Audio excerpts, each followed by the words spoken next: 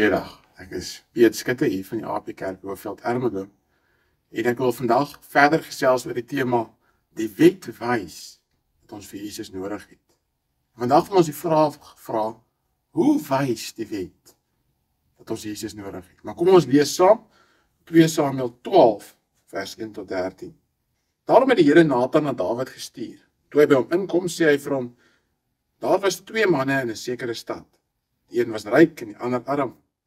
Die ryke het 'n groot menigte kleinvee en beeste gehad, maar die arme het glad niks gehad nie, behalwe een klein ooilammetjie wat hy gekoop en in die lewe gehou het, wat hy met hom saam met sy kinders groot geword het.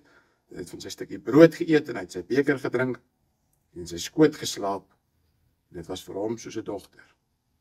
Toe hy daar besoek kom by die ryk man, het hy ontsien om van sy kleinvee of beeste te neem om dit vir die reisiger wat by hom gekom het iets te berei. Daarom het hy die ooilam van die arme man geneem en het berei vir die man wat by hom gekom het.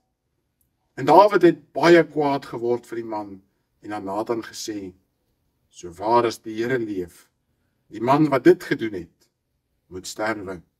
En die ooilam moet hy 4voudig teruggee, omdat hy hierdie ding gedoen het en geen ontferming geken het nie. Toe sê Nathan vir Dawid, U is die man. So sê die Here, die God van Israel. Ek het jou as koning gesalf vir Israel, en ek het jou gered uit die hand van Saul, en ek het die huis van jou Heer aan jou gegee, en die vroue van jou Heer in jou skoot. Ek het die huis van Israel en Juda aan jou gegee, en as dit te min was, sou ek aan jou nog meer sulke dinge daarby wil voeg. Waarom het jy die woord van die Here verag, deur te doen wat verkeerd is in sy oë? Uria die Hetiet het jy met die swaard verslaan, en sy vrou het jy vir jou as vrou geneem, nadat jy hom deur die swaard van die kinders van Ammon vermoor het. Nou sal die swaard vir ewig van jou huis nie wyk nie, omrede dat jy my verag het, en die vrou van Uria die Hetiet geneem het, om jou vrou te wees. So sê die Here, kyk, ek sal uit jou huis onheil oor jou verwek, en jou vroue voor jou oë neem, en aan jou naaste gee, sodat hy by jou vroue sal slaap voor die oog van hierdie son. Want jy het dit in die geheim gedoen, maar ek sal hierdie ding doen voor die hele Israel en in die volle sondig. En Nathan sê vir Dawid, ek het gesondig teen die Here.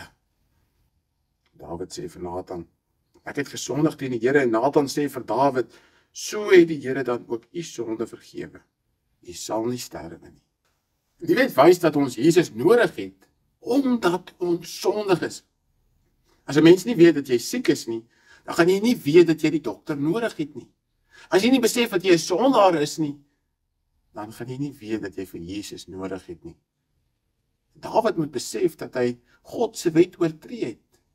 En daarom vertel Nathan vir Dawid 'n gelykenis. Hy vertel van 2 manne, 'n ryk man en 'n arme man.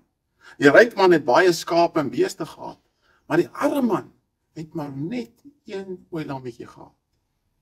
Hierdie ooilammetjie van die arme man was soos 'n troeteldier, 'n haanslang in die huis. Die arme man was baie lief vir hom. En toe die ryk man kuiermense kry, was hy te gierig om sy eie skape te slag. Daarom steel hy die arme man se haanslang en slag dit vir sy gaste. Dawid was woedend. So 'n onreg sou hy nie in sy koninkryk duld nie. Daardie man moet sterwe en hy moet 4 maal soveel skape as wat hy gesteel het teruggee.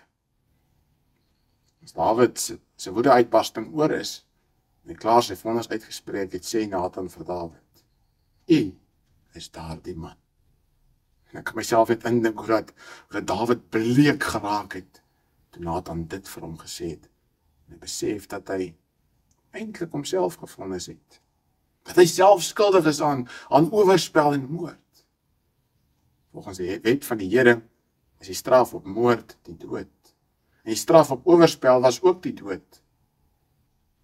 Maar dat Nathan Dawid gedwing het om sy sonde in die oë te kyk, doen Dawid 'n merkwaardige ding. Hy neem volle verantwoording vir sy sonde en hy erken dat hy gesondig het teen God. Dawid het Uria vermoor en met Batsheba oorspel gepleeg, maar hy besef dat hy in die eerste plek teen die Here gesondig het. Besef jy dat wanneer jy teenoor iemand sonde doen, dat jy ook teen God sondig? Die wonderlike is dat wanneer Dawid erken dat hy sonde gedoen het en dit bely, dan ontvang hy vergifnis.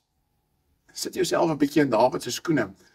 Sou dit nie makliker gewees het om Nathan se kop te laat afkap nie? Dawid kon dit doen. Hy was immers die koning van Israel. Dawid het alreeds een van sy getroue soldate laat vermoor om seker te maak dat sy sonde nie ontbloot word nie. Hoekom kan hy nie ook vir Nathan laat doodmaak nie? As mens terugkyk, dan besef jy dat die Heilige Gees wat Dawid tot inkeer geruk het, sodat hy besef het dat hy teen God gesondig het. Hoe hanteer jy dit wanneer die Here jou met sy wet konfronteer? Is jy bereid om jou eie sonde raak te sien en vergifnis daarvoor te vra? Om te besef dat jy vir Jesus nodig het? Of ignoreer jy dit omdat dit geriefliker is? Broer en suster, wanneer jou vriende op jou sondes wys, luister na hulle, doen selfondersoek. Dit mag wees dat hulle verkeerd is, maar maak eers baie seker. En dit kan wees dat die Here dit in jou lewe gebruik, soos hy vir Nathan en Dawid se lewe gebruik het. En vir julle kinders, wanneer jou pa of jou ma met jou raas, luister na hulle, want hulle doen dit uit liefde uit en nie om jou te vertrap nie. Sien die sonde in jou lewe raak. As die Here vir jou wys dat daar sonde in jou lewe is, dit genade. Dit wys vir jou dat jy vir Jesus nodig het. Gaan op jou knieë, bely jou sonde. En daar is vergifnis. Daar is verlossing. Kom ons bid saam.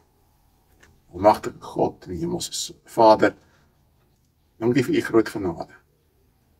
Dankie dat u ons nie aan onsself oorlaat nie, maar dat u dikwels ons met ons sondes konfronteer. Here, help ons om ons sondes raak te sien, sodat ons dit sal bely. En dankie dat ons sondes mag bely, want ons weet, Jesus Christus het vir ons gesterwe. In sy naam bid ons dit. Amen. Gloria, gloria.